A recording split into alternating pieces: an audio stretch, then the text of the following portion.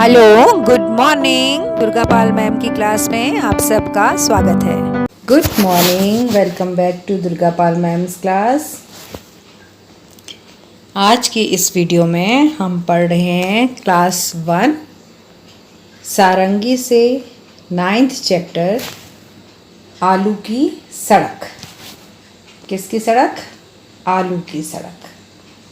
पहले हम पढ़ेंगे इस पाठ को और फिर हम करेंगे इसके प्रश्नोत्तर अभ्यास। पाठ के पीछे जो एक्सरसाइज दे रखी है वो सारे प्रश्नोत्तर हम करेंगे। चलिए पहले हम पाठ पढ़ते हैं और फिर करेंगे अभ्यास कार्य।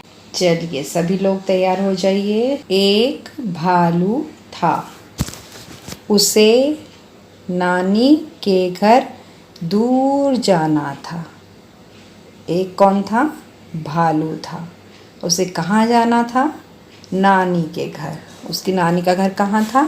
बहुत दूर। रास्ते में खाने के लिए भालू ने बोरा भर आलू पीठ पर रख लिए। पीठ पर क्या रखा उसने? एक बोरा भरकर आलू। क्या करने के लिए? सफ़र पर जा रहा है ना, नानी का घर दूर है तो रास्ते में भूख लग जाएगी भालू को, तो क्या खाएगा? इसलिए उसने एक बोरा भर के आलू अपनी पीठ पर रख लिए। पर क्या हुआ? बोरे में तो छेद था। ये रहा छेद। बोरे में तो बहुत बड़ा छेद है। भालू आगे बढ़ता जाता। भालू तो अपना चला जा रहा है क्योंकि उसे नानी के घर जाना है, जल्दी जल्दी जा रहा है। धप धप धप बोरे से आलू टपकते जाते। भालू आगे चलता रहता और बोरे में से आलू नीचे गिरते रहते। टप टप टप, और उनकी आवाज़ आती टप टप टप। रास्ते में पीपल के पेड़ पर एक बंदर बैठा था। यह बंदर कहाँ बैठा है? ये पीपल के पेड़ पर। देखो इसका जो पत्ता है उससे पहचान होती है कि ये पीपल का पेड़ है। पीपल के पत्ते दिख रहे हैं ना, तो ये पीपल के पेड़ पर बैठा है बंदर। उसने भालू से पूछा, कहाँ जा रहे हो भैया? बंदर ने भालू से पूछा, अरे भैया कहाँ जा रहे हो?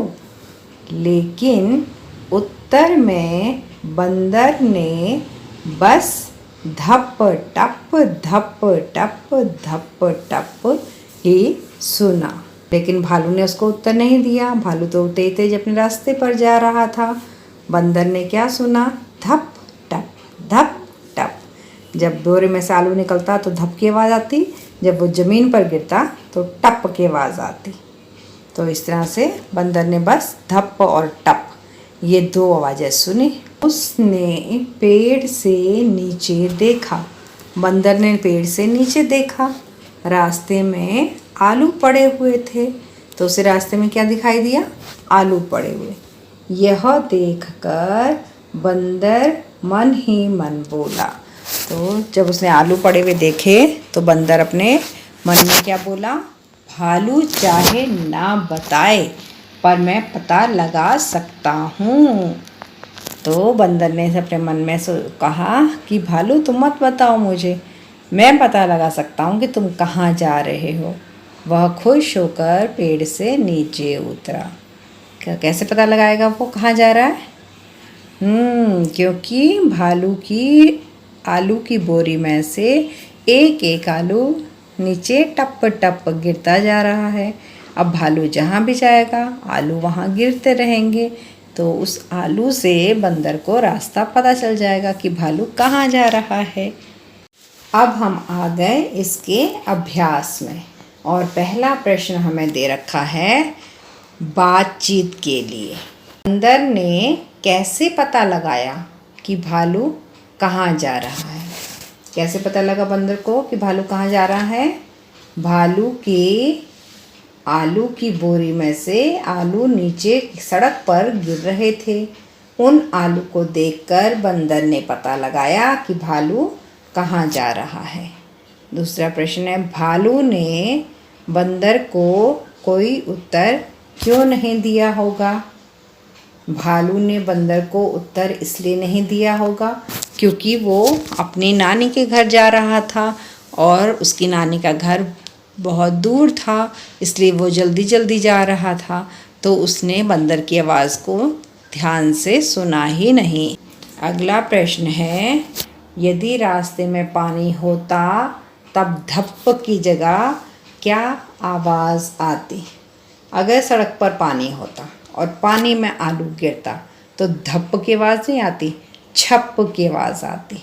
अगला प्रश्न है, अगर बोरे में छेद नहीं होता तो कहानी में आगे क्या होता? अपनी कहानी सुनाइए।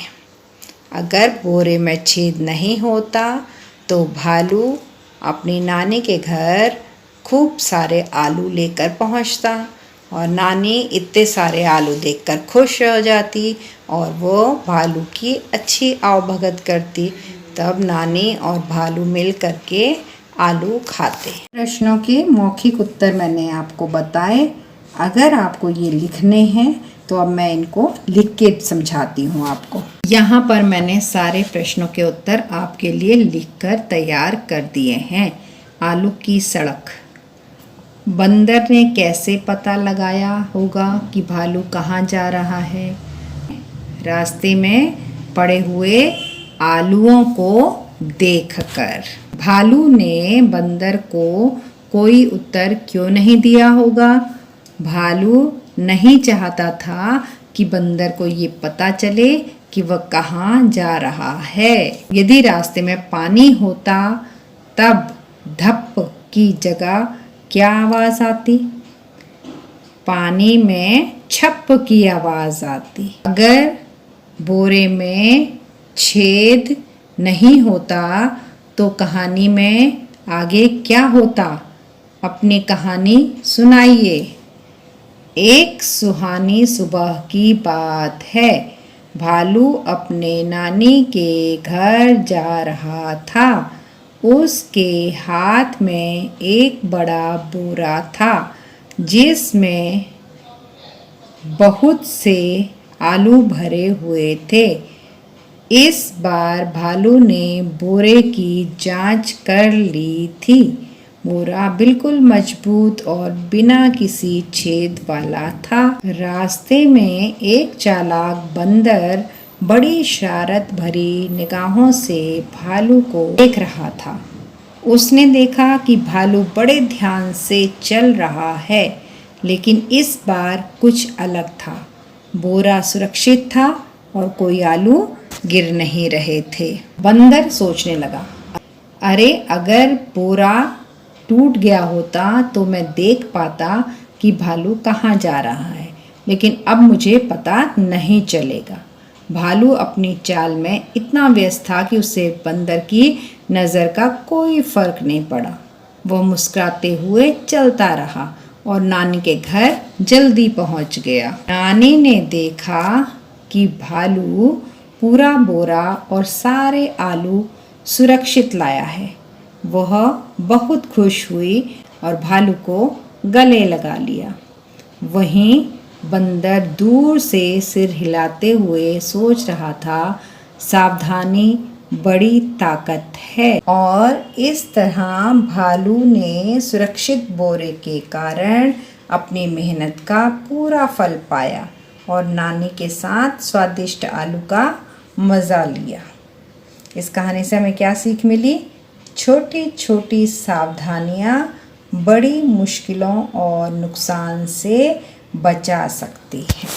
आवाज़ें तरह तरह की। हमें आसपास कई प्रकार की आवाज़ें सुनाई देती हैं, जैसे घंटी बजने पर टन टन, बादल गरजने पर धड़ धड़, पानी टपकने पर टप टप।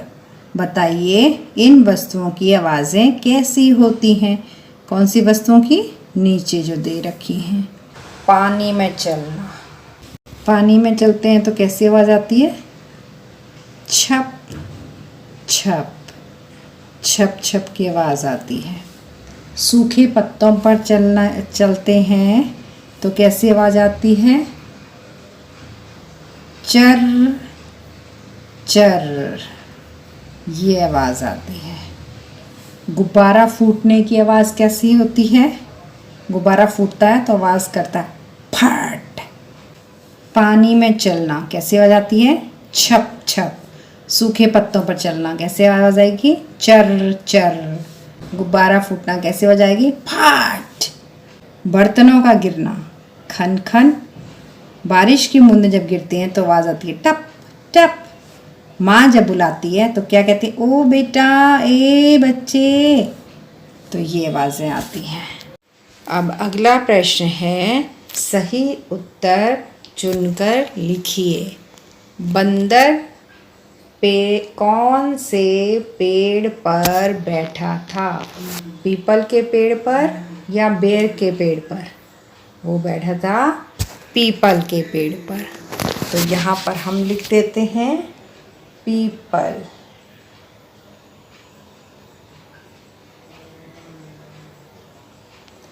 अगला प्रश्न है, भालू कहाँ जा रहा था? नानी के घर या दादी के घर? भालू जा रहा था कहाँ पर? नानी के घर। तो यहाँ पर हम लिख देते हैं नानी के घर। अब अगला प्रश्न है, भालू ने बोरे में क्या रखा था? आलू रखे थे कि मूली? यस, आलू रखे थे। तो यहाँ पर हम लिख देते हैं आलू।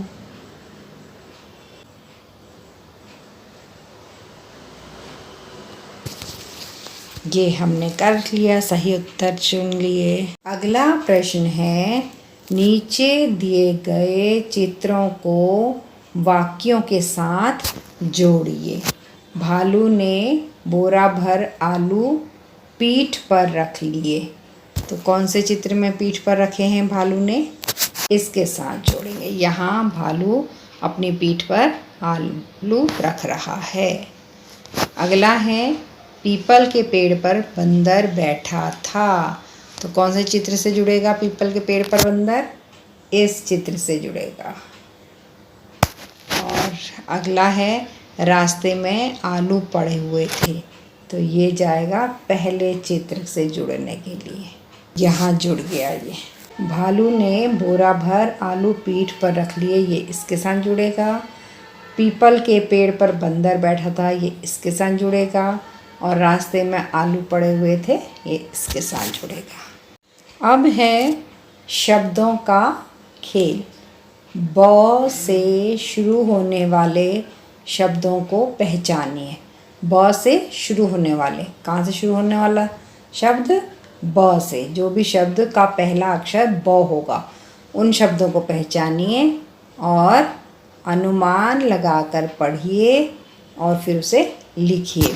ये है जलेबी, डमरू, तारा, बस्ता। जलेबी किससे शुरू हो रहा है? ज से।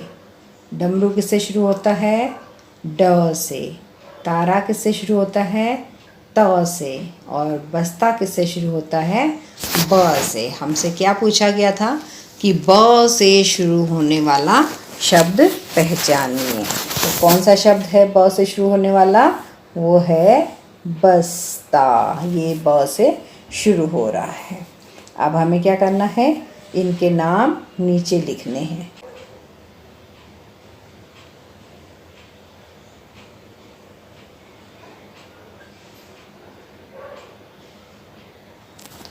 ये हमने लिख दिया जलेबी, डमरू,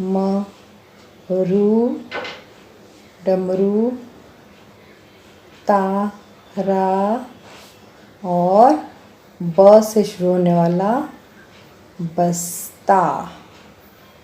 ये हमने लिख दिए। नीचे दिए गए चित्रों के नाम सुनिए। तो आप सुनिए, मैं इन्हें पढ़ रही हूँ और अच्छा है कि आप भी मेरे पीछे इन्हें पढ़ें। ये है उल्लू, ये है कुर्ता, ये है सुराही, ये है बड़े ऊ से ऊन, ये है फूल और ये है सूरज। आगे लिखा है बताइए इन नामों की पहली ध्वनि में क्या अंतर है। इन सब की पहली ध्वनि अलग अलग है, देखते हैं हम इनमें क्या अंतर है। इनका अंतर देखिए, इसमें छोटा ऊ है, इसमें क में छोटे ऊ की मात्रा, स में छोटे ऊ की मात्रा। ये मात्रा इस तरफ को लगती ऐसे, तो इनकी पहली ध्वनि होगी उ लू कुर्ता सुराही, ऐसे करके छोटी आवाज़ आएगी।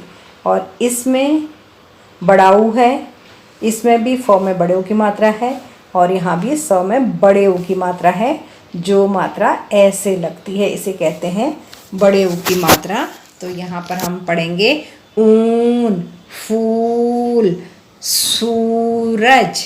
तो नीचे तीनों में बड़े ऊ की मात्रा है और ऊपर के तीनों में छोटे ऊ की मात्रा है। तो इन तीनों में छोटे ऊ की मात्रा की आवाज़ आ रही है पहली ध्वनि में, उ, कु और सु। और अब ये जो तीन शब्द नीचे के हैं, इनमें आ रही है बड़े ऊ की मात्रा, ऊन, फूल, सूरज। इस तीनों में बड़े ऊ की मात्रा, ऊपर तीनों में छोटे ऊ की मात्रा थी और नीचे के तीनों में बड़े ऊ की मात्रा, ऊन, फूल, सूरज। तो यही अंतर है इनमें मात्रा का। अब है कि नीचे दिए गए चित्रों के नाम बताइए और लिखिए। ये है चित्र में भालू, ये जा रही है सड़क, इसे कहते हैं टमाटर, और ये चमक रहा है सूरज। नाम बता दिए, नीचे लिखे ही हुए थे, अब इनको लिखना है तो हम इन्हीं के ऊपर लिख देते हैं भालू, भालू, सड़क, सड़क, और टमाटर, टमाटर, और यहाँ पर सूरज।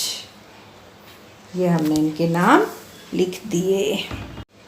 आगे हमें दे रखा है कि भालू शब्द में भा और लू अक्षर जुड़े हुए हैं। यदि भा की जगह का ला, ता, वा, शा इनको जोड़ दिया जाए तो कौन सा शब्द बनेगा।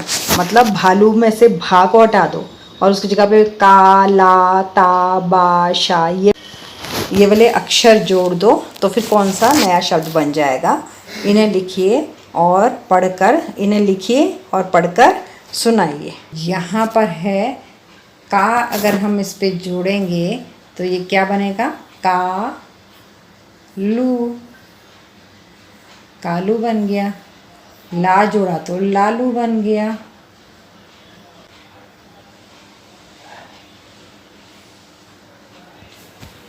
ता जोड़ा तो